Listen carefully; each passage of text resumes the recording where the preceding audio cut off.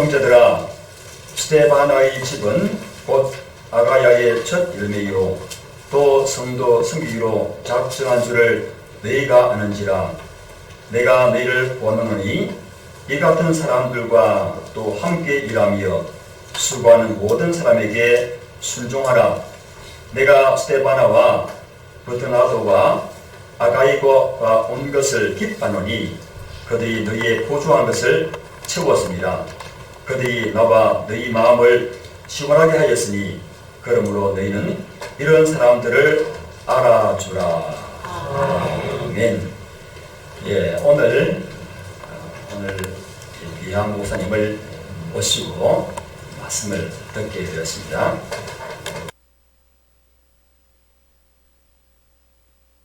목사님은 신흥교회 원로 목사님이신데 작년에 조기간을 하시고 이제 교회를 위해서 기도하시는 그러한 입장에 서게 되셨는데, 신흥교회는 우리 교회와 연관이 있지요. 33년 전에 허창수 마님께서 이 교회를 개척하실 때에 그 개척 직전에 계셨던 곳이 바로 신흥교회였고, 그 교회에 부목으로 계셨다가 신일교회를 개척하게 되었습니다. 그래서 신흥교회가 우리 교회에 개척할 때에 물신양면에서 이렇게 많은 도움과 힘이 된 그런 연관이 있습니다. 박수건 목사님께서 그때 개척 당시에 담임 목사님이셨는데, 그 뒤에 이어서 우리 황 목사님께서 신흥교회 담임으로 21년간 그렇게 공무직 하셨고, 아까 말씀드린 것 같이 장인의 은퇴를 하셨습니다.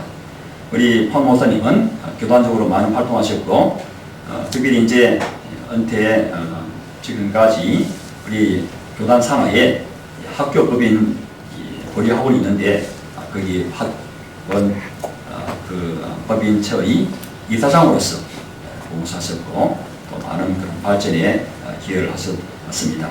오늘 이 우한편 때문에 상당히 이 사회나 교회적으로 어수선한 그러한 분위기 가운데 이렇게 참 공교롭게도 이런 주일 예배 설교를 하게 되셨는데, 그러나 목사님께서 기도하셨고 또 우리에게 전해주신 말씀 성령의 은혜 가운데서 준비하셨고, 그 말씀을 우리에게 전해주실 때에 우리 교우들이 우리 교회적으로 은혜를 받고 하나님 음성을 듣는 귀한 시간 될 줄로 기대합니다. 기도하고 또 사모하는 마음으로 말씀을 받고 은혜를 받아서 주의 길을 잘 섬기는 모든 교우들 다 되시기를 바랍니다. 아멘.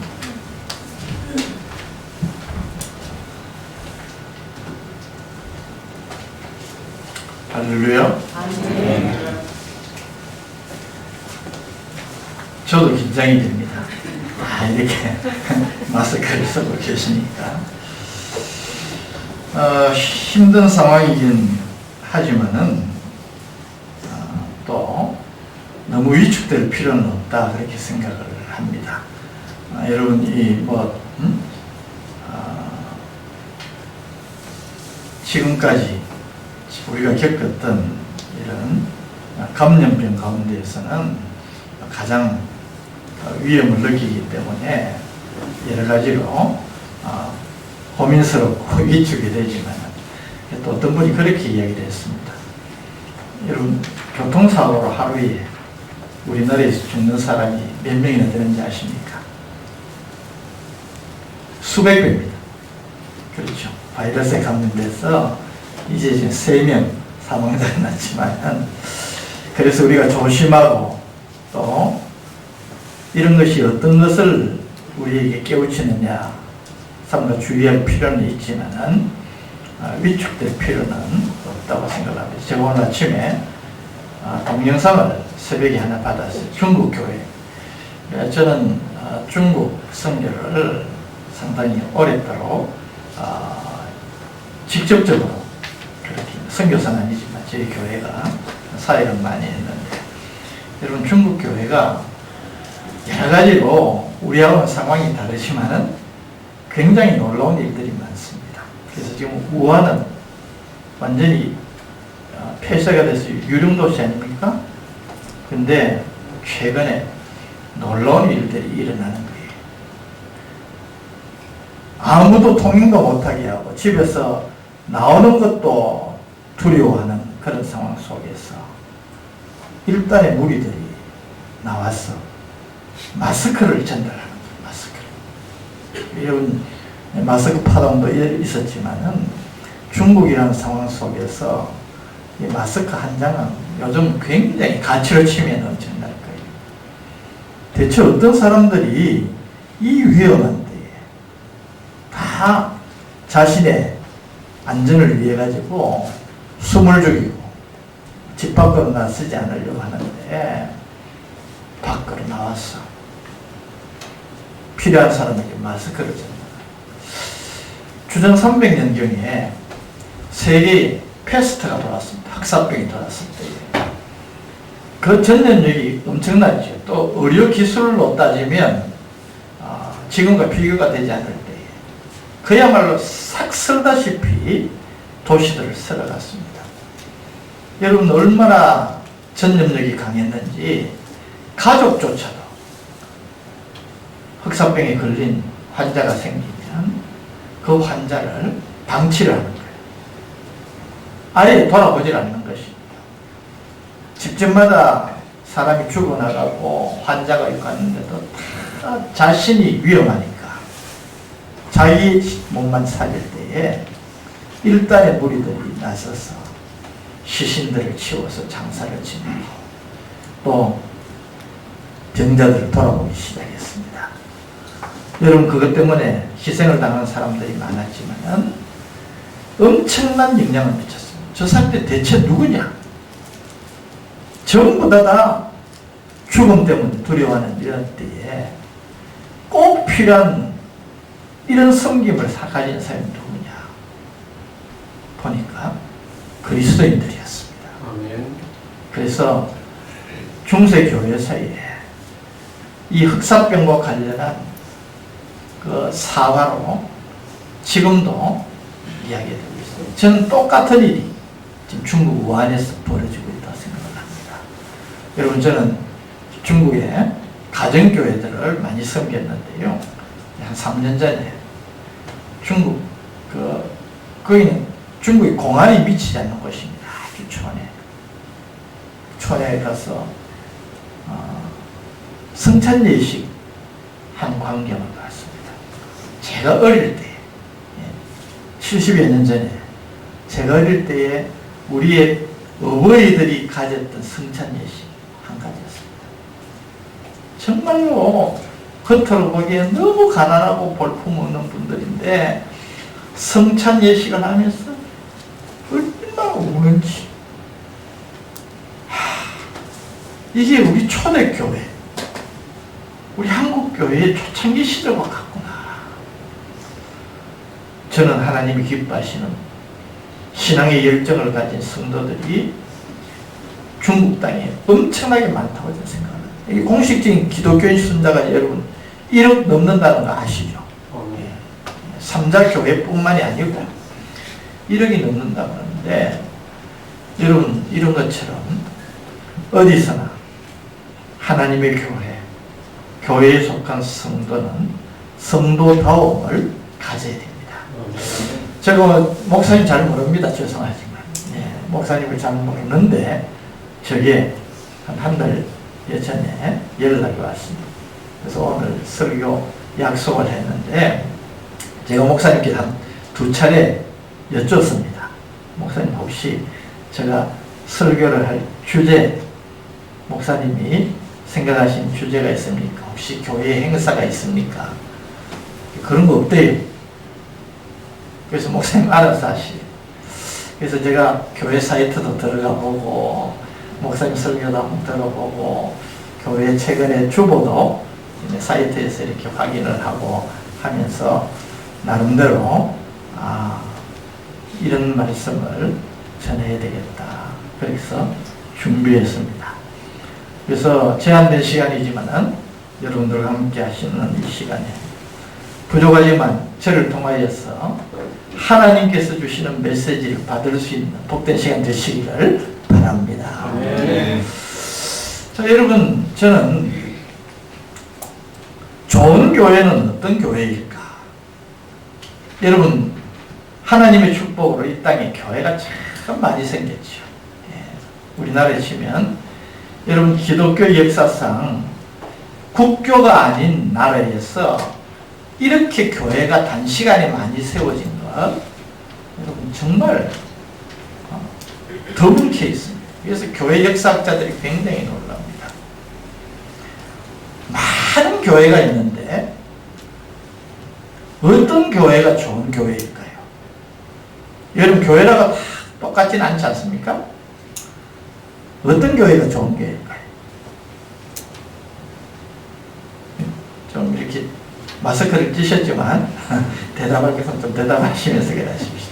여러분, 어떤 교회가 좋은 교회라고 생각하십니까? 신일교회? 좋은 교회입니까? 그렇게 기대하셔야죠. 그렇죠? 이 좋은 교회는 어떤 교회일까? 큰 교회? 큰 교회가 좋은 교회일 수 있습니다. 그래, 큰 교회가 다 좋은 교회는 아니죠. 건물이 좋은 교회? 좋은 교회일 수 있고, 그러나 또 좋은 교회가 아닐 수도 있는 거예요. 주님이 보실 때에 좋은 교회는 어떤 교회일까? 그러면 그런 교회를 주님이 원하시고 이 땅에 주님께서 존재하기를 원하신다면 그런 좋은 교회는 누가 만들어 갈까? 이거 하늘에서 뚝 떨어지는 거 아니잖아요.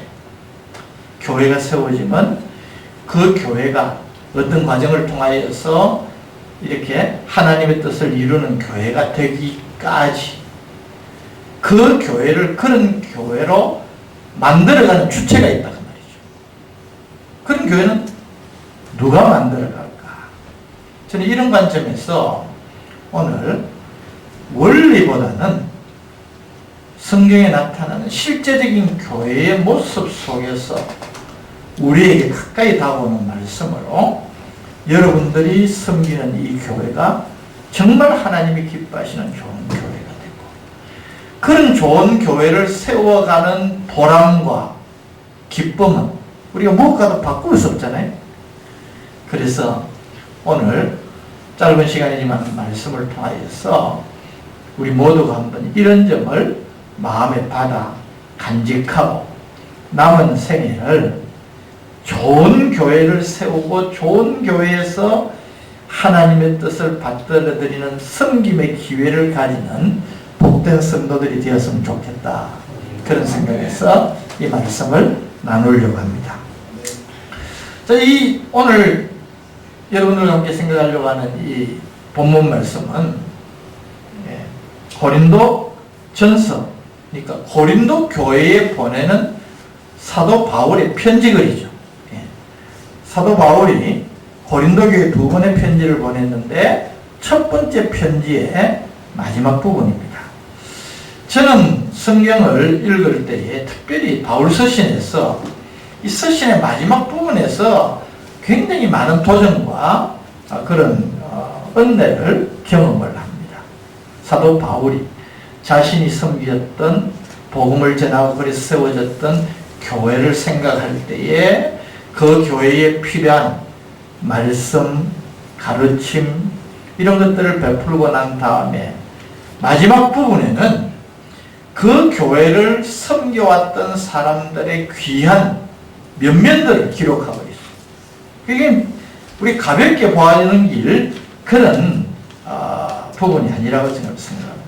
어쨌든 고린도 교회 보는 첫 번째 편지의 이 마무리 부분에서 사도 바울이 스데바나, 버드나도, 아가이고라는 사람을 소개를 하면서 언급을 하면서 굉장히 독특한 표현을 쓰고 있음을 저는 주목하는 것입니다. 자, 여러분 오늘 본문 가운데 특별히 18절 말씀 한번 보십시오. 18절.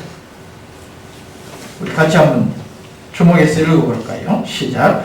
그들이 나와 너희 마음을 시원하게 하였으니 그러므로 너희는 이런 사람들을 알아라. 여기 그들이 누굽니까? 앞에 15절, 16절, 17절에서 언급했던 스데바나, 버드나도, 아가이고 같은 고린도 교회의 일꾼들입니다. 아마 당시로 봐서는 집사 직분밖에 없었으니까요.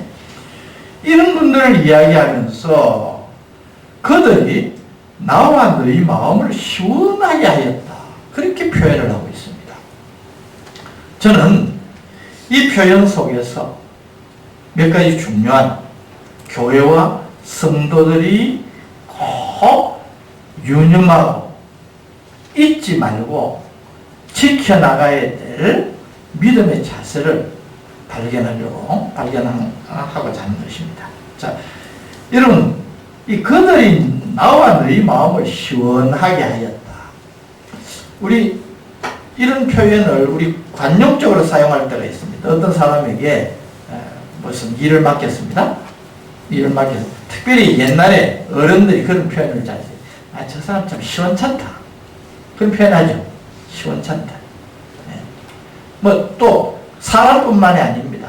하는 일들에 대해서도 애 공부 잘합니까? 아, 이거 좀 시원찮아요. 그런 말들을 합니다.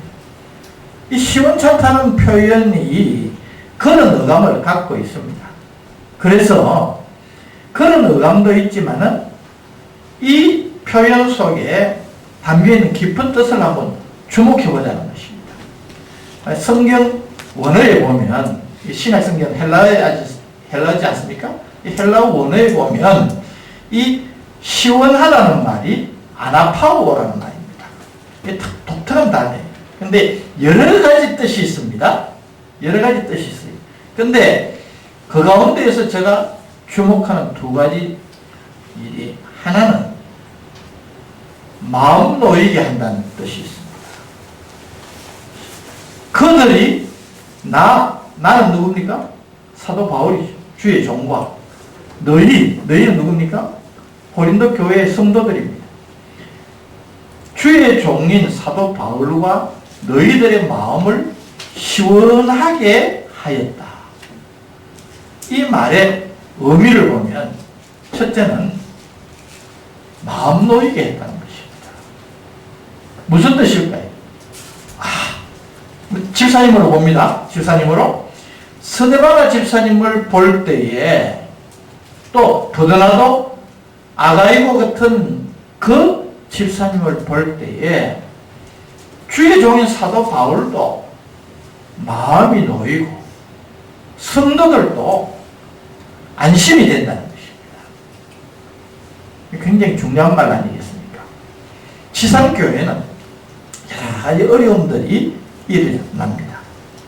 여러분, 특별히 이 1세기 교회들은 굉장한 핍박과 환란에 시달렸습니다. 그로 인해서 파생되는 일들이 얼마나 많았겠습니까? 교회에 어려움이 생겨서 큰일 났다. 성도들이 이거 어떡할까? 그럴 때에 이 교회의 일꾼된 스데반나를 비롯한 이분들을 보고는 괜찮을 거야. 저분들이 있는데, 저 집사님들이 계시는데 마음이 놓였다. 두 번째 또 중요한 뜻이 있습니다. 이 아나파오라는 말의 뜻은 힘을 얻는다.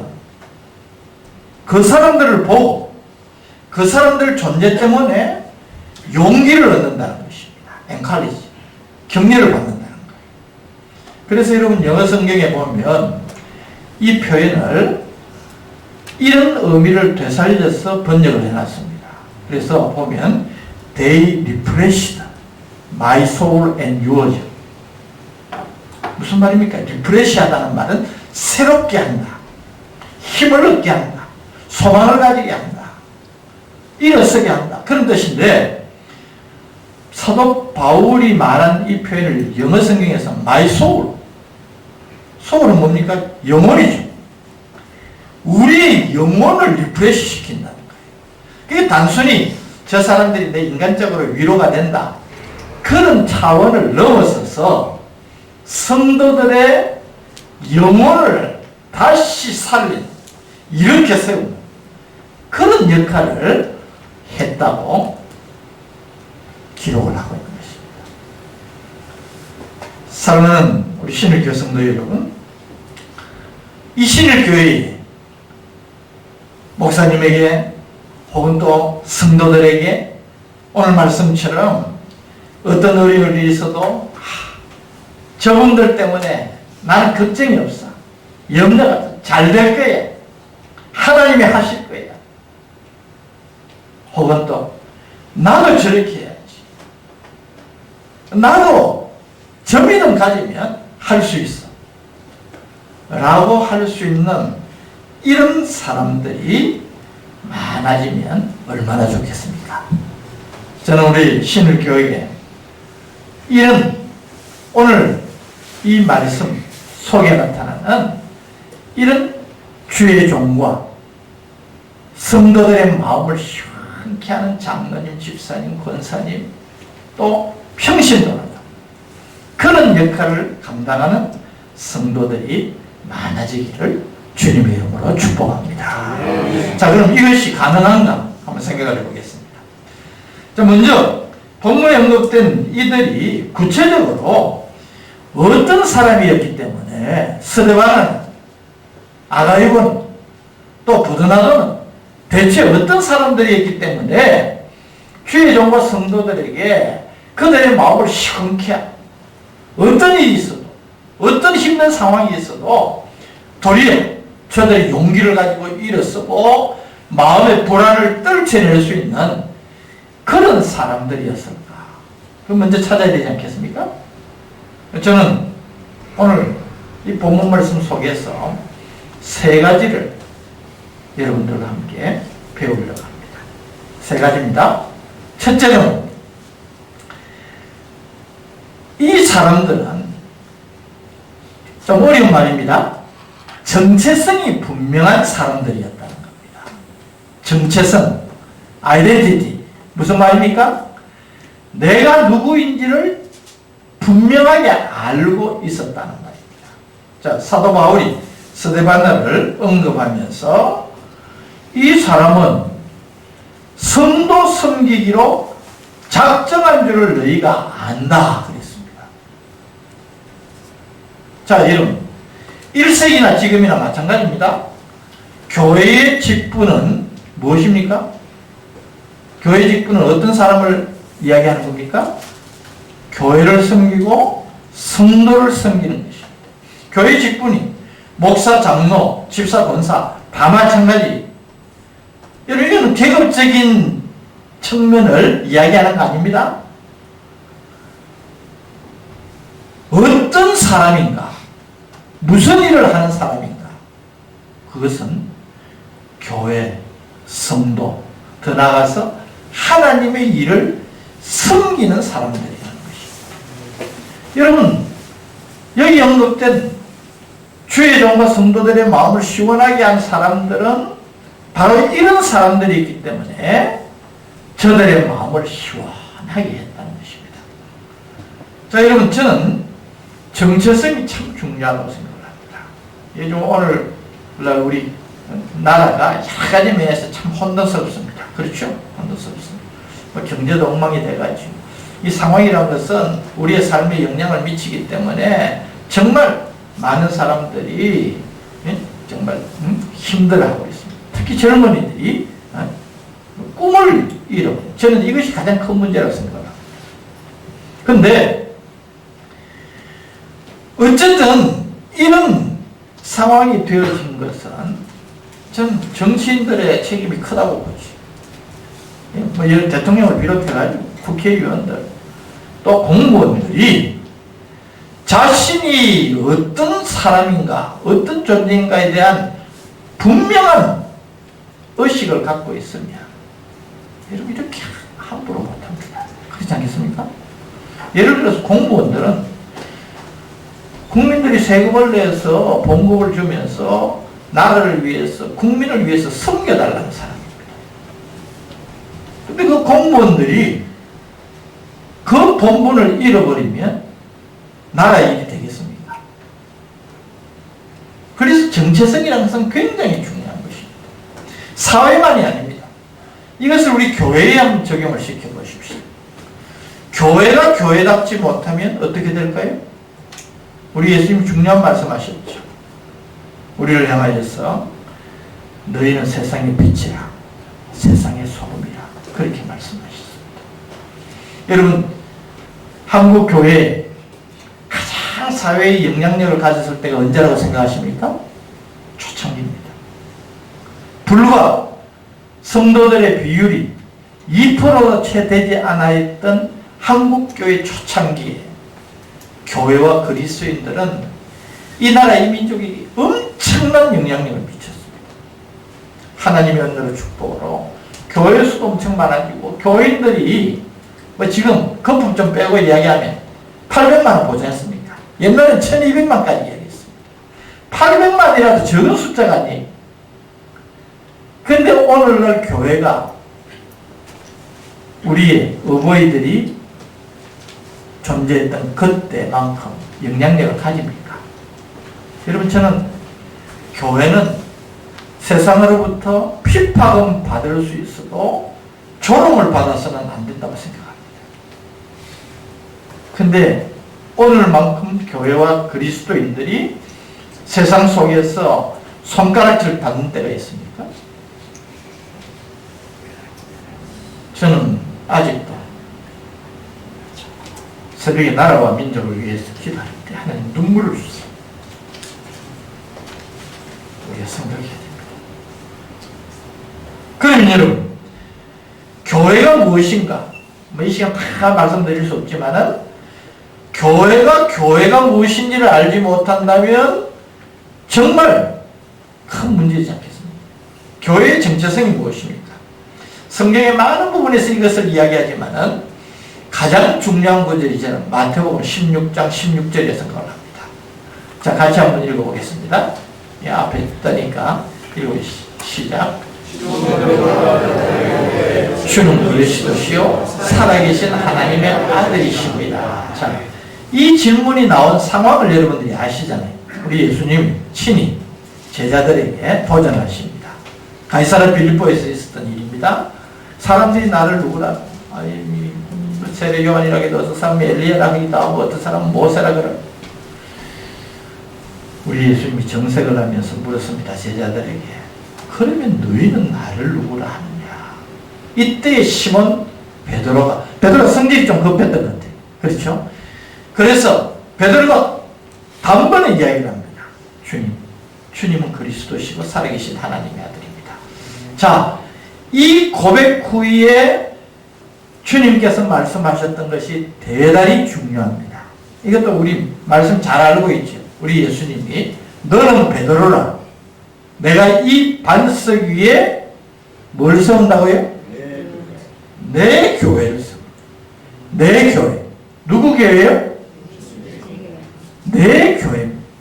내 교회를 세우리니 엄부의 권세가 이기지 못하리라.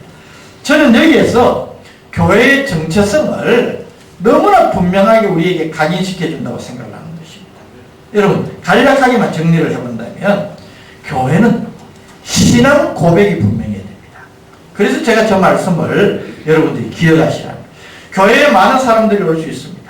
물론 많은 사람들이 복음을 받고 교회가 뭔지도 모르고 교회에 와서 교회를 통하여서 제일 먼저 해야 될 일이 무엇입니까? 바로 신앙 고백입니다. 교회의 교인들이 아무리 많아도 신앙 고백이 분명치 않으면 그 교회가 무슨 일을 할 수 있겠어요? 그래서 신앙 고백이 중요한 것입니다. 여러분, 주님 그리스도시요 살아계신 하나님의 아들이심을 믿습니까? 아멘. 믿습니까? 아멘. 믿으셔야 돼요. 이 믿음이 분명해야 된다는 것입니다. 또 중요한 말은 주님이 이 신앙 고백을 가진 사람들을 통하여서 교회를 세우시는데 우리가 중요하게 빠뜨려서는 안 될 것이 바로 주님이 내 교회를 세우겠다. My church. My church. 이것은 교회의 주인이 누구인가 하는 것입니다. 여러분, 너무나 당연한 말 같지만 오늘 이 현대 교회 속에서 어려움을 당하는 교회들을 보십시오. 무슨 문제입니까? 주님 아닌 누군가가 주인 행세를 하려고 하는 겁니다. 때로는 목사가 그 고집을 부릴 때가 있습니다. 때로는 장로님들이, 때로는 교회를 개척했던 개척 당시에 멤버들이, 여러분 목사님도 귀하고 장로님도 귀하고 개척교회 설립 멤버도 귀하지만은 다 종일 뿐입니다. 맞습니까? 다 종일 뿐입니다. 다 종일 뿐입니다. 그래서 그 교회가 어떤 교회인가를 분명하게 드러나는 것은 그 교회의 성도들의 신앙생활 섬김을 통하여서 그 교회가 과연 주님이 주인이심을 드러내는 교회인가. 이것이 중요합니다. My church, my church. 목사가 행세해서 안 됩니다. 주인 행세해서 안 됩니다. 장로님이라고 주인 행세해서 더 큰 일꾼, 더 큰 종일 뿐임을 잊지 말아야 됩니다. 세 번째, 음부의 권세가 이기지 못하리라. 이게 무슨 말입니까? 세상을 이기는 교회가 되어야 된다. 그 말입니다. 여러분 제가 말씀드렸죠. 교회는 세상으로부터 핍박과 환난을 받습니다. 그러나 이기는 교회가 되어야 될 줄로 믿습니다. 교회는 이겨야 됩니다.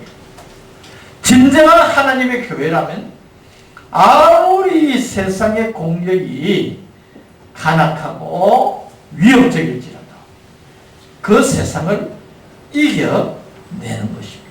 세상을 이긴다는 말은 무슨 말입니까? 어떤 상황 가운데에서도 교회의 본분을 다 한다는 것입니다. 이 교회입니다. 자, 정리하겠습니다. 정리. 교회는, 교회의 정체성을 이야기하려면 첫째는 교회는 무엇이 분명해야 된다고요? 신앙 고백입니다. 두 번째는 교회의 주인이 누구시라고요? 주님이십니다. 다른 주인이 없습니다. My church, 내 교회를 세우겠다. 이 세상에 많은 교회들이 있는데 여러분 주님이 볼 때 그래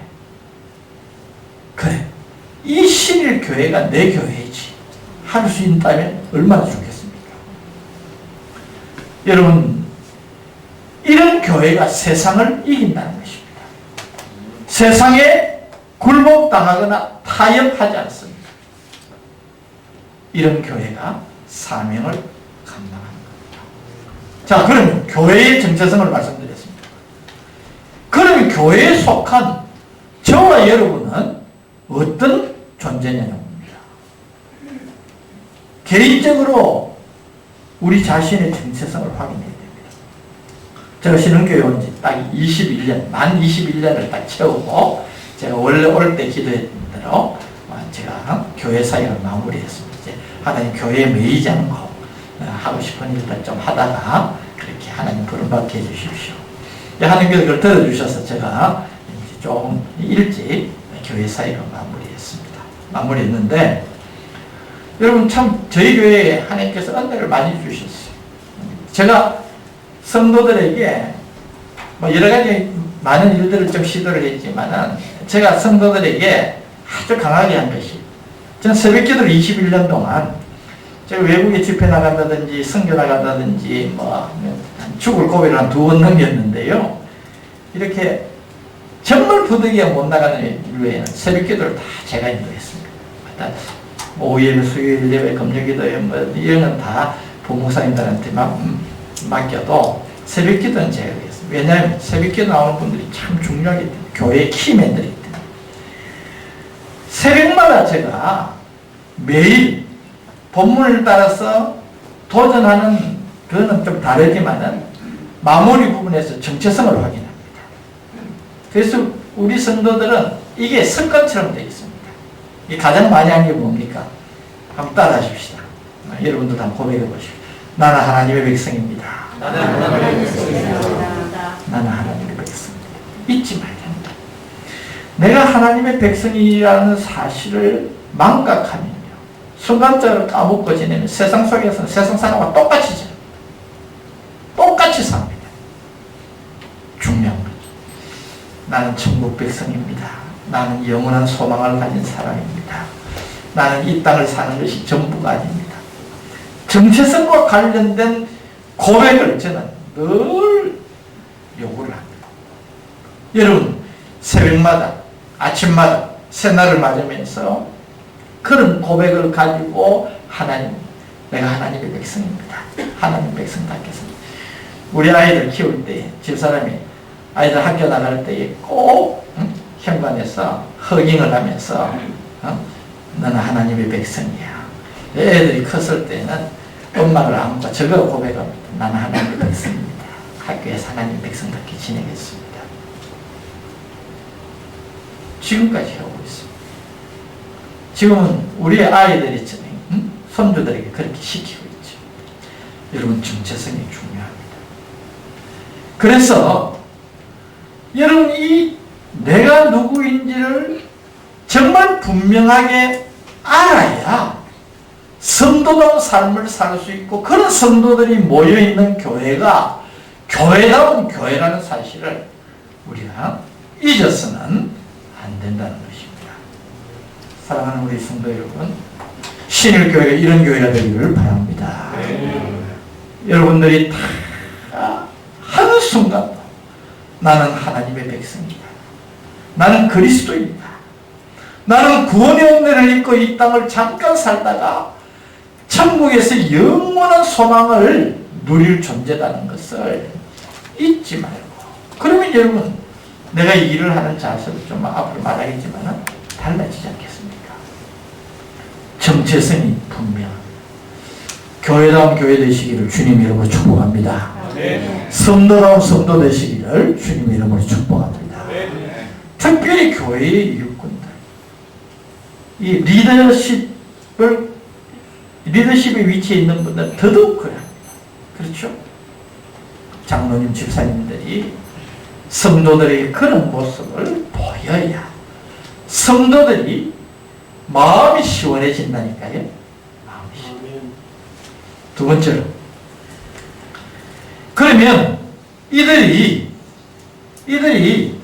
정체성이 분명하기 때문에 어떻게 또 어떤 모습을 우리에게 보여주는가. 두 번째 부분을 한번 보겠습니다. 15절 말씀 다시 돌아갑니다. 형제들아, 스데바나의 집은 곧 아가야의 뭐라 그랬습니까? 네? 아가야의 첫 열매라 그랬습니다. 여러분, 저는 또 이 말씀도 굉장히 중요하게 생각합니다. 첫 열매라는 표현이 뭘까? 자, 성경을 보면요, 이 특별히 스데바나의 집을 이야기했으니까 사도행전에 보면 스데바나는 어떤 사람인가? 상세하게 나와 있지는 않지만 사도행전의 기록을 보면 사도 바울이 아데네에서 포천도 복음을 전할 때에 그때의 복음을 받은 사람입니다. 그래서 복음을 받고 전도를 받아가지고 진리를 알게 되니까 예수 그리스도를 영접하고 바울에게 세례를 받은 사람이라, 그렇게 우리가 짐작을 할 수가 있습니다. 자, 이 복음을 먼저 받고 세례까지 받은 그가 집으로 돌아갑니다. 집이 어디입니까? 아가야입니다. 아가야에 돌아가서 가족 모두에게 내가 이번에 아덴에 가서 갈 때에 바울이라는 사람을 통해 가지고 전도를 받았는데 그분이 놀라운 소식을 전하더라. 뭔데요? 예수님을 믿으면 구원을 받는다더라.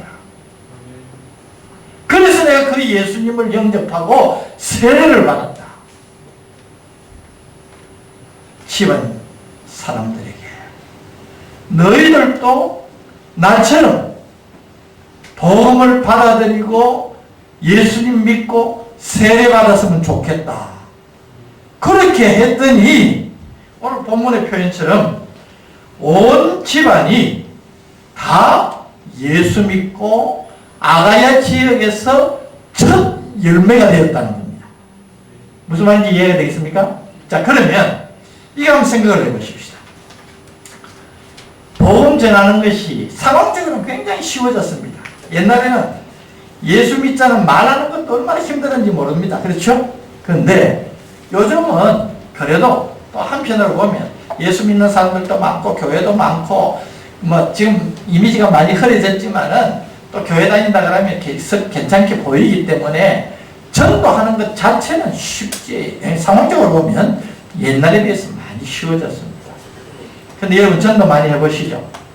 전도하면 정말 그냥 전하는 것만이 전도가 아니라 그 사람이 교회로 와서 새 사람으로서의 삶을 살게 되기까지가 이 쉽습니까? 어렵습니까? 어려워요. 정말 힘듭니다. 전도하는 것 참 힘듭니다. 특별히 어려운 것이 있어요. 여러분 집안 식구들에게 전도하는 것 이게 쉽지 않습니다. 여기도 그런 분이 계실 줄 아는데 잘 믿는 우리 여성도님들이 계시는데 그렇게 날마다 얼굴을 맞대고 살아가는 남편 전도하기 쉽지 않아요. 그렇죠? 부모님들 잘 믿는데 자녀들이 신앙생활 좀 잘해주면 좋겠는데 마음대로 안 돼요. 자녀들이 신앙생활 잘하는데 우리 부모님들 죽기 전에 예수 믿고 죽었으면 좋겠다. 그렇게 마음에 소원해도 이게 잘 안 돼요. 쉽지 않다는. 그런데 스데바나를 보십시오. 스데바나가 가서 출타를 한 거 아닙니까? 어쨌든 뭐 때문에 문제 잘 모르지만 그 당시에는 이제 도시국가 다니면서 사업을 했으니까 아데네에 가가지고 얼마간 있다가 와가지고 집안 식구들한테 야 너가 봐봐라 내가 이랬다. 자기가 경험했던 걸 이야기하고 같이 예수 믿자 그러니까 온 집안 이것도 여러분 좀 더 깊이 연구를 하면 재밌는 게 있어요. 여기 나타나는 온 집안, 집이라는 말이 오이키안이라는 말인데 이 오이키안이라는 말은요 그 뜻을 생각하면 이 피부치, 혈연적인 가족만을 이야기하는 거 아니에요. 그 집안에 있는 모든 권속을 이야기하는 권속이라는 말 요즘 사용을 잘 하는데 어쨌든 이렇게 저렇게 그 집안에 있는 모든 사람을 이야기해요. 이게 무슨 말이냐면 그 당시 1세기 당시에 노예제도가 있었잖아요. 웬만한 집안에는 종들이 있었어요. 하인들이. 노예들이 있었는데 여기 온 스데바나의 집은 이 말은 오이키안이라는 말은 온 집, 종들을 포함한 온 가족들이 다 예수를 믿었다는 거예요. 여러분 저는 이게 대단한 말이라 생각합니다. 이 말은 무슨 말일까요? 스데바나라는 사람이 정말 훌륭한 사람이라 정말 좋은 사람이라 여러분 가족이면서도 존경받지 못하는 사람이 있을 수 있어요. 그렇죠? 아버지면서도 자식들에게 마음으로 우러나는 감동을 주지 못하는 사람이 있을 수 있어요. 어머니도 마찬가지고 자식들도 마찬가지고 이게 쉽지 않다는 거예요. 그런데 스데바나라는 사람은 얼마나 좋은 사람이고 훌륭한 사람이었기에 그것도 이게 영적인 문제 아닙니까? 네? 영적인 문제. 내가 가가지고 뭐 기술 하나 배웠는데 이게 참 좋더라. 너희도 해라. 같이 배우자. 이것도 쉽지 않은데 영적인 문제로 내가 예수 믿으니까 너무 좋다. 내가 새 사람 되고 새로운 삶을 살게 됐다. 너도 이렇게 되기를 바란다니까. 아이고 아버지, 아이고 당신, 아이고 우리 주인님 믿는 예수라면 우리도 믿겠다. 저는 이거 대단한 말이라고 생각합니다. 사랑하는 성도 여러분, 우리가 완전할 수는 없지만 말씀 안에서 더욱더 좋은 신앙 인격자가 되기를 힘쓰시기를 바랍니다. 좋은 사람 되어야 됩니다. 그래서 성경이 뭐라고 이야기합니까? 말 한마디라도 덕이 되게 하라. 말은 우리의 인격을 나타내고 우리 신앙을 나타내는 거 아닙니까? 저 사람 말은 저래도 믿으면 괜찮다. 저는 그거 맞지 않다고 생각합니다. 여러분 우리 이웃들에게 복음을 전하려고 하면 우리의 말의 복음도 중요하지만 우리 삶 자체가 복음이 되어야 될 줄로 믿습니다. 저 저 사람 믿는 예수 나도 믿고, 저 사람 다니는 교회 나도 다니고 싶다. 그렇게 되면 그것이 정말 하나님이 원하시는 성도의 모습이라는 것입니다. 여러분, 이런 사람인 것을 우리가 꼭 기억해야 됩니다. 그래서 여러분, 예수 믿고 10년 되고 20년 되고 30년 되고 40년 되고 평생 됐는데도 사람은 안 바뀌더라 그러면 예수 잘못 믿은 겁니다. 그렇지 않습니까? 예. 우리가 지금은 여러 가지 뭐가 나도 믿음 안에서 잘 제가 늘 생각하는 이야기 하나 있습니다. 미국에 가면 에팔레치아 이제 산맥이 있는데 거기에 가면 조각을 잘 하는 장인이지 장. 그 주변에 있는 통나무를 이렇게 잘라놨다가 거기에서 이제 조각을 해서 파는 거예요. 요만 나무 둥치 갖고 와가지고 뭐 끌어가지고 툭툭 치고 이렇게 깎아내면 불과 뭐 짧은 시간에 개도 만들어지고 뭐 원하는 걸 탁탁 줘가지고 신기하지 않습니까? 예? 그래서 관광객들이 아니 대체 어떻게 그렇게 조각을 잘합니까? 이분이 그렇게 말을 했다고. 어렵지 않습니다. 예? 어렵지 않다니. 개를 조각을 하려고 하면 개가 아닌 부분만 깎아내면 됩니다. 무슨 말인지 알겠습니까? 예? 나무둥치 이 원목을 가지고 이 사람은 개를 조각해야 되겠다 생각한 앉아있는 것이 개든 서있는 개든 나 생각으로 그리고 아닌 부분을 깎아내는 거예요. 그럼 또 자기가 생각하는 개가 된다. 이게 고든 맥도날드 목사님의 그 설교 예화에 나오는 이야기예요. 제가 여러분, 저는 이것이 교회와 우리 성도들에게 주는 메시지라 생각을 합니다. 우리가 완전치 못하잖아요. 그래서 좋은 교회가 되려고 하면 좋은 교회가 아닌 모습들을 하나씩 깎아내면 됩니다. 무엇으로? 말씀으로, 기도로, 성령의 역사로. 개인도 마찬가지예요. 개인도. 나는 뭐 성질은 그렇지만 뒤끝이 없습니다. 내가 뒤끝 없으면 뭐합니까? 다른 사람이 뒤끝이 있는데 상처를 받아가지고 아파하는데. 그러니까 나도 평생은 말씀으로 우리 자신을 연단시켜야 된다는 것입니다. 자, 첫 번째는 정체성, 분명한 사람. 두 번째는 좋은 사람들, 좋은 사람. 세 번째로 이런 사람이 되어야 사명을 깨닫게 된다는 것입니다. 자, 오늘 본문 말씀 가운데 보면 여러분 귀한 말씀이 또 나오죠. 15절에 보면 형제들아 스다반의 집은 아가의 첫 열매여 또 성도 섬기기로 작정한 줄을 너희가 아는지라. 성도 섬기기로 작정한 줄을 너희가 아는지. 제 정체성과도 연결해서 했지만은 이 스데반아 복음을 듣고 예수를 믿고 구원의 은혜를 경험하고 나니까 자신이 무엇을 해야 될지를 알게 되었다는 겁니다. 여러분, 교회 다니면서도 사명을 생각지 않은 사람이 많아요. 예수 믿고 은혜 받았다고 하면서도 내가 어떤 일을 해야 될지, 어떤 삶을 살아야 될지를 모르는 사람들이 의외로 많이 있다고 해요. 근데 오늘 보십시오. 스데반은 예수 믿고 나니까, 주님 영접하고 나니까 나는 이제 성도들 섬기는, 교회 섬기는 것, 하나님 나라를 섬기는 것을 내 삶의 목적으로 삼고 살아야 되겠다. 저는 이것을 가치관의 변화라고 생각합니다. 가치관. 자, 여러분, 제가 물어보겠습니다. 예수 믿고 나면 사람이 변해야 됩니까? 안 변해야 됩니까? 당연히 변해야 됩니다. 뭐가 변해야 됩니까? 주일 되면 성경, 요즘 성경도 안 가지고 사람 많아요. 응? 비치용 성경 찬송이 있으니까. 주일 되면 교회 왔다 갔다 하는 것, 그것으로 야, 저 사람 변했다. 그것도 변화의 일종이죠. 그러나 진정한 변화는 뭐겠습니까?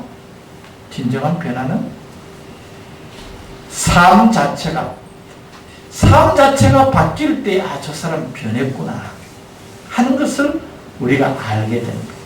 삶의 변화를 이끄는 것이 뭡니까? 저는 목적과 의미라고 생각합니다. 자, 여러분, 옛날에는 예수님 모르고 교회 모르고 하나님의 뜻 모르고 살 때는 그냥 잘 먹고 잘 살면 되는 거 아닙니까? 그렇죠?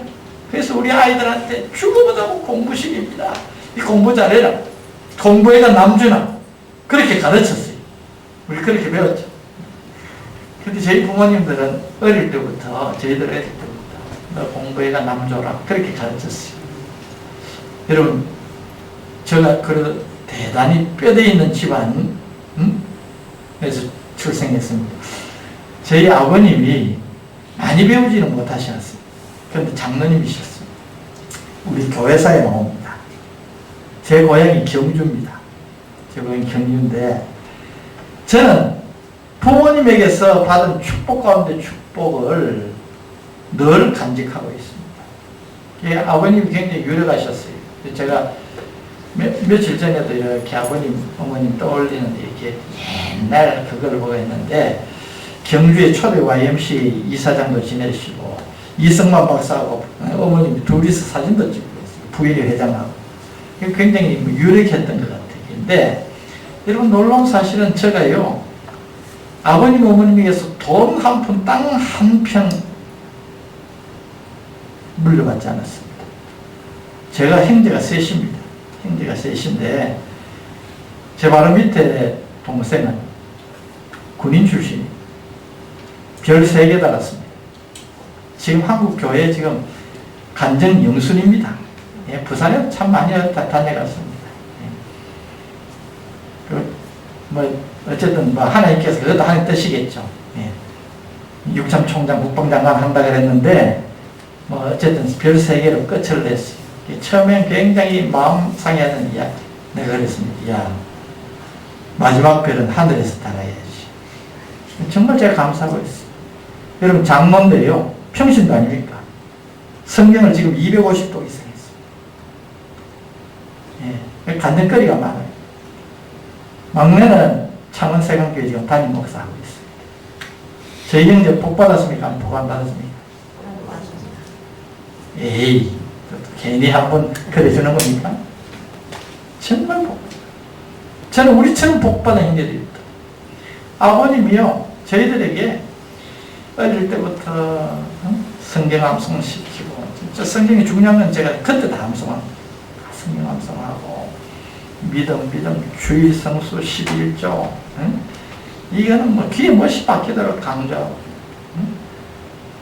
아버님이 꽤 많은 걸 신사참배해가지고 통합적 교회에서 나와가지고 우리 고신교회 경주교회를 세우면서 아버님이 심호하실 때에 교회 17교회를 개척했습니다. 아버님이 하신 일이 우리하고 아무런 연관이 없는 것 같지. 아버님이 그렇게 하신다고 저희들한테는 정말 돈 한 푼. 제가 결혼할 때에도 제갓집에 돈 30만 원 좀 구워달라고 해가지고 내가 결혼했습니다. 근데 여러분 얼마나 지금 제가 행복합니까? 정말 아버님 존경. 예수님 다음으로는 아버님 존경. 이 뭘 이야기하느냐? 가치관입니다. 가치관. 여러분, 돈에도 윤리가 있다고 그러죠. 돈에도. 똑같은 100만 원이라도 그 100만 원을 어떻게 쓰느냐에 따라서 가치가 달라요. 어떤 사람에게는 100만 원이 100만 원이 밖에 안 되지만은 어떤 사람에게는 그 100만 원이요, 100억이 되는 것입니다. 필요한 것에 쓰면 100억이 됩니다. 오늘 본문 말씀 보십시오. 성도들을 섬기는 일에 몸바쳐 일해온 것을 너희가 알지 않느냐. 여러분, 1세기 당시의 교회 체제를 보면 이들이 무슨 일을 했을까? 제가 짐작하기에는 1세기 당시에는 이런 교회가 없었잖아요. 가정에서 모이니까 가정에서 모일 때마다 섬기고 음식 해가지고 하고 또 뭐 가난한 사람들, 굶는 사람들, 아픈 사람들 돌아보고 이런 일들을 했는데 그 일을 몸바쳐서 했다는 것입니다. 온 힘 다해서 했다는 겁니다. 왜 그랬을까요? 전에는 그렇게 안 살았는데 믿음 안에서 정말 참된 인생의 목적, 나를 부르신 하나님의 목적을 생각하니까 내가 지금까지 이렇게 살았지만은 앞으로 내가 이렇게 살아야 되겠다 작정했다는 것이고, 여러분 삶의 목적이 분명해지면 내 스스로 삶의 의미를 부여합니다. 그렇죠? 삶의 지금 여러분 중국에서 제가 조금 전에 말씀드렸지만 중국에서도 마스크 이거 돈이 나가지고 구할 수가 없어가지고 하는데 성도들이 마스크를 나눠주러 가는 필요한 사람들. 가치관이 다르지 않습니까? 여러분 제가 말씀드렸던 대로 저는 교회 사역 하나님 여기까지 하겠습니다. 그렇게 하고 제가 좀 그랬어요. 제가 하나님께서 제가 교회를 섬기면서 하나님 기뻐하시는 일에 올인하겠다고 해서 하나님 직인을 참 많이 넓혀주셨어요. 많은 일들을 하는 가운데 특별히 우리가 필리핀 민도르에 선교를 집중적으로 하고 있는데 거기 민도르가 오지 여기서 들어가는데 하루 걸립니다. 비행기 타고 마닐라에서 자동차 타고 배 타고 또 자동차 타고 그래 가서 그 게스트하우스에서 원주민들이 사는 산으로 1시간 2시간 어떤 데 3시간 가야 있는 원주민들 망난족이라고 있어요. 필리핀의 원주민 아메리카 미국의 인디안들 제가 20여 년 전에 그분들 만났을 때 옷도 안 입었어요. 목욕 세수를 안 했어요. 물을 두려워하면서 저희들이 한 20년 동안 섬기면서 그곳에 교회 15군데 세우고 관리하고 있는데 제가 12월 15일 날 이제 물러났습니다. 물론 하나님 조금만 쉬었다가 하나님 기뻐하시는 일 찾겠습니다. 제가 평소에 가보지 못하는 농어촌 교회도 좀 가서 섬기고 어쨌든 하나님께서 제게 주신 경험 나누도록 하겠습니다. 그리고 선교도 하겠습니다. 그랬는데 1월 초에 뉴스를 보는데 필리핀에 엄청난 태풍이 와가지고 최고의 피해가 났어요. 한 50명 이상이 죽었어요. 가만히 보니까 우리 지역이에요. 민도르지. 필리핀 여러분 태풍이 발생한 곳 아닙니까? 태풍이 자주 하는데 이번에 피해가 컸어요. 조금 있으니까 연락이 왔는데 우리 관리하는 교회 가운데 5교회가 태풍에 날아간 거예요. 거기 집 개념도 우리하고는 좀 다르거든요. 그런데 태풍이 날아갔거든요. 당장 교회 처소도 없으니까 하나님이 어떻게 할까요? 오실 목사님은 아직까지 그 필리핀이 뭐고 민도가 어떤지도 모르는데 제가 기도하는데 하나님께서 놀랍게 여러분 선교를 해보면요 사도행전의 역사들이 그대로 일어납니다. 그래서 나는 성도들이 그렇게 가르칩니다. 여러분 제가 물어보겠습니다. 하나님 살아계십니까? 네. 살아계십니까? 네. 어떻게 살아계십니까?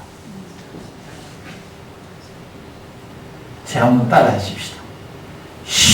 이렇게 살아계십니다. 여러분 실감이 안 나니까 그렇게 말 못하죠. 이렇게 살아계십니다. 신흥교회 한번 가시면 한번 물어봤어요. 하나님은 어떻게 살아계세요? 이렇게.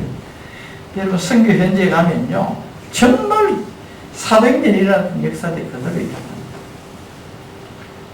기도하는 가운데에요. 이거 어쨌든 교회를 세워야 될 거 아닙니까? 교회 하나 세우는데 최소한 2천만 원, 3천만 원 됩니다. 열대지 돈도 돈이고 일을 어떻게 빨리 해가지고 예배에 지장이 안 되도록 할까? 기도하는 가운데 미끄럼 선교단이라는 걸 떠올리게 하셨어요.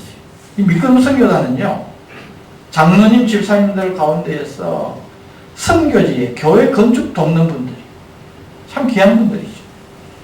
이분은 자기 돈으로 다 경비서가 갑니다.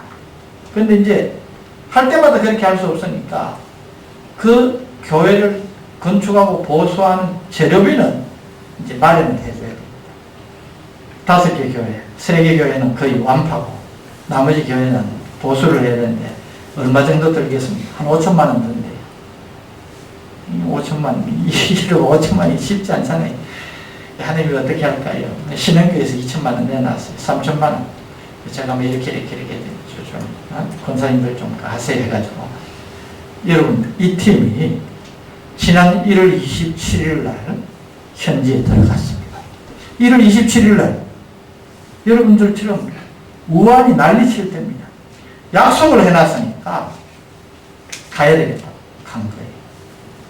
이분들하고, 이분들이 처음 가는 곳이니까 저희 집사람이 한 달간 들어갔다가 하나님께서 정말 특별하게 간섭하셔가지고 일정도 한 5일 정도 빠르게 하고 빨리 마칠 수 있게 해주시더라고요. 그걸 하는데 집사람이 그저께 돌아갔어요. 돌아왔는데 여러분 생각을 해보십시오. 이분들이 무엇 때문에 그런 짓 하겠습니까? 우한 코로나 바이러스 때문에 난리인데 거기 가가지고 근 한 달 동안 죽을 고생하고, 근데 여러분들 얼마나 같은 분들이 와가지고 은혜를 받고 와가지고 목사님 다른 데 또 딴 일이 있으면 연락 주십시오. 여러분, 내가 무슨 일을 해야 되는지를 깨달으면 그 일에 이건 값진 일이다, 귀한 일이다 의미를 부여하게 되고, 의미를 부여하면 그 일에 자신을 드릴 수 있는 거예요. 여러분, 헌신이라는 것이 바로 이런 것을 의미를 하는 것입니다. 여러분, 교회는 헌신으로 말미암아 사역하는 것입니다. 교회에 아무도 헌신을 안 하면 그런 일을 어떻게 합니까? 저는 목회를 하면서 우리 성도님들을 그렇게 키워놨어요. 그래서 웬만한 일들은요, 이런 교회 일들은 교회 11자하고 감사헌금하고 주일헌금 하면 교회가 알아서 선하니 그것까지 일 못합니다. 그렇지 않습니까? 교회를 유지하는 기본적인, 그 다음에 다 헌신이 필요해요. 저희 신흥교회는 1년에 한 8차례, 7차례, 8차례 해외 봉사 나갑니다. 일주일 가라지 일만 하고 옵니다. 그런데 여러분, 작년 같은 경우에는 3개월 전에 공고를 하면요, 공고하는 그날 1부, 2부 예배 되니까 1부 예배에 맞추고 광고가 빠를 수밖에 없으니까 2부 예배 가면 늦을 수도 있어요. 2부 예배 맞추고 가면. 여러분, 하나님의 백성들이 자신이 어떤 존재인지, 내가 어떤 삶을 살아야 할지에 각성을 하게 되면 그 삶에 놀라운 변화가 일어나는 것입니다. 여러분, 오늘의 한국교회가 이 땅에서 다시 영향력을 회복하려고 하면 무엇으로 가능하겠습니까? 저는 교회가 교회다워져야 되고, 여러분, 작은 교회는 작은 교회대로 할 일이 있습니다. 그래서 저는 좋은 교회는 크고 작은에 따르지 않는다고 생각합니다. 작지만 큰 교회가 있고, 크지만 좋은 교회라고 할 수 있을까? 주님이 내 교회라고 할 수 있을까 하는 교회가 있을 수 있다. 한 가지 말씀만 드리고, 그러면 여러분, 제가 말씀드렸던 이 쉬운 일은 아니죠. 쉬운 일이 아니죠. 스데바나, 버드나오, 아가이고, 이런 일꾼들이 거기 어디 쉽겠나? 근데 여러분, 우리에게 주는 또 중요한 메시지가 있습니다. 여러분, 하나님의 교회는요, 많은 사람들이 움직여 나가는 것 아닙니다. 역사가 토입니다. 창조적인 소수라는 말을 했습니다. 이거 굉장히 역사학 이론이니까 어렵지만 요점이 이겁니다. 세계 문명사를 이끌어온 21개의 문명이 일어났다가 진행되다가 쇠퇴하다가 사라지고 또 다른 문명이 일어나는데, 이 문명을 주도하고 이끌고 가는 사람들은 소수의 사람이다. 이걸 크리에이티브 마이너리티라 그렇게 얘기합니다. 여러분, 교회가 모든 교인들이 다 좋은 일꾼이 되면 얼마나 좋겠습니까? 그래서 사실은 어렵습니다. 왜냐하면 끊임없이 교회는 새로운 사람이 들어오고, 어린아이와 같은 사람이 들어오지 않습니까? 어느 과정을 거쳐가지고 큰 이제 장성한 사람으로 변하기 때문에 다 그렇게 되기 힘들어요. 이게 교회의 원리라고 저는 생각합니다. 여러분, 초대교회, 사도행전 2장에 나타난 놀라운 교회의 모습을 보여준 예루살렘 교회, 굉장한 교회였지만은 그 교회의 일꾼이 몇 명이었습니까? 일꾼이 몇 명이었습니까? 사도행전 1장 15절에 보면 그 교회가, 예루살렘 교회가 정말 불같이 일어나는 일에 기여했던 사람이 마가 요한의 다락방에서 기도에 전혀 힘썼던 무리들인데, 그 무리를 이야기하면서 모인 무리의 수가 약 120명이나 되더라. 주목해야 됩니다. 120명이나 되더라. 이 무슨 말일까요? 120명 그러면 여러분, 그렇게 예루살렘 교회 그 놀라웠던 그때 모습에 비하여 보면 얼마 안 되는 숫자죠. 그런데 그것을 성경은 120명이나 엄청난 무리로 이야기를 한 겁니다. 저는 이것이 우리에게 주시는 하나님의 위로의 메시지라고 생각을 합니다. 여러분, 이 교회에 정말 스데바나와 같은 주의 종과 성도의 마음을 시원하게 하는 그런 진정한 그리스도인, 교인의 숫자가 얼마만 되면 여러분, 이 신일교회가 이 시대에 하나님이 기뻐하시는 놀라운 일들을 행하고 이 지역사회에 선한 영향을 미칠 수 있겠습니까? 우리 교회는 저것은 안 됩니다. 우리 교회는 사람도 몇 명, 120명도 안 되니. 서폴정 목사님이라는 분 계십니다. 우리 설교가들에게는 그야말로 우러러 보는 분이죠.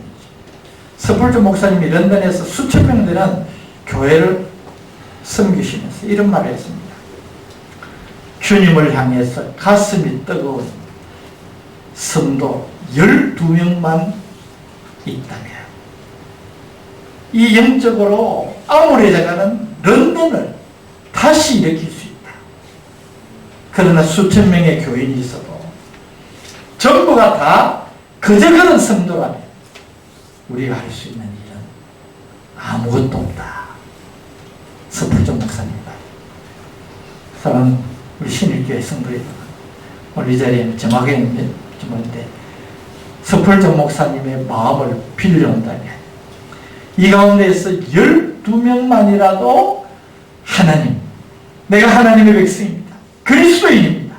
세상의 빛과 소금이 되겠습니다. 그런 삶을 살겠습니다. 그런 가치관을 살겠습니다. 그렇게 작정한다면 하나님께서 이 신일교회를 통하여서 얼마나 위대한 역사를 일으키시겠습니까?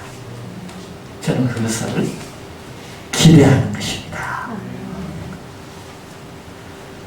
오늘 신일교회 이 위험한 때에 저는 오게 된 것 하나님의 뜻이 있다고 생각을 합니다. 부족하지만 저를 통하여서 교회가 무엇인지, 어떤 교회가 좋은 교회인지, 그런 좋은 교회를 결국은 우리가 만들어가는 것인데 우리가 가만히 있으면 좋은 교회가 될 수 없지 않습니까? 우리가 더 움직여야 더 좋은 교회가 되는데, 좋은 교회 이루어가는 사람들은 어떤 사람입니까? 자신의 정체성을 분명히 하고 그 정체성에 걸맞는 그리스도인다운 신앙인격, 믿음 좋은 사람다운 인격이 좋은 사람 되면서 하나님께서 왜 나를 부르셨을까? 왜 나를 많은 사람들 가운데서 부르셔서 당신의 자녀 삼으시고 또 지금 내 인생에 한 중요한 시기를 신일교회를 통하여서 하나님의 뜻을 이루어 가도록 부르셨을까? 그걸 생각하는 것이 인생의 목적 아닙니까? 이것을 깨닫는다면 우리의 삶이 달라질 수밖에 없는 줄 믿습니다. 이 신일교회에 지금도 여러분들 다 귀한 존재들이지만 다시 한번 이것을 깨닫고 하나님 앞에서 정말 하나님이 기뻐하셨어. 제가 주의 종과 성도의 마음을 시원케 하는 사람들이라 했는데, 잠언 말씀에 보면요 그런 말씀이 있지 않습니까? 예? 잠언 말씀 하나 띄워보실래요? 예, 한번 우리 같이 읽어보시죠. 시작. 충성된 사람은 그를 보내 이에게 마치 수수하는 날에 얼음 냉수 같아서 능히 그 주인의 마음을 시원하게 하느니라. 이 말씀 뭘까요? 충성된 사자 우리입니다. 하나님이 우리를 부르셨습니다. 목적 없이 부르신 자 아무도 없다고 생각합니다. 우리 그 찬송 잘 부르죠. 나를 부르시니가 하나님, 나를 지으십니다 하나님. 나의 모든 것은 다 하나님의 뜻입니다.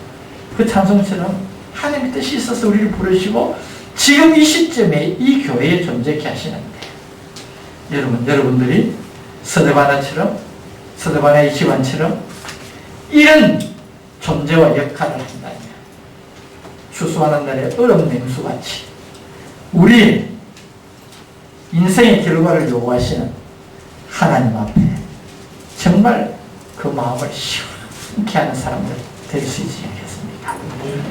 저도 여러분들을 위해서 기도하겠습니다. 신일교회를 위해서 기도하겠습니다.